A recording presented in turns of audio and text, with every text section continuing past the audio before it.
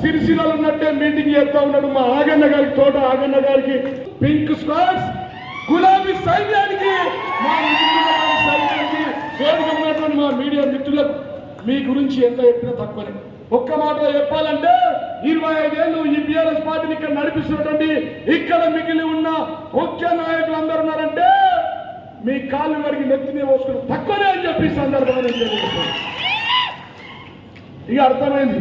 కాకని ఎవరైనా అడుగుతున్నాడు విలేకరులు, అడిగితే మేమంతా బాబు అంటుంటే లక్ష్మీపుత్రుడు సార్ అంటుండే, ఇప్పుడు లంక పుత్రుడైండు, లోబి పుత్రుడైండు. ఎందుకు ఇది? పైసలు ఎటుంటే కట్టుకుంటాను. నేను పనుల గురించి పోతున్న కాంగ్రెస్ పార్టీలకి అని చెప్పింది. పనులు అవుతున్నాయా?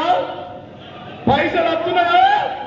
పైసలు వస్తున్నాయి కానీ వాళ్ళ కుటుంబానికి వస్తున్నాయి కానీ మన నాయకులకు, మన కార్యకర్తలకు, అదే విధంగా మన రైతులకు రావట్లేదని చెప్పి సందర్భాన్ని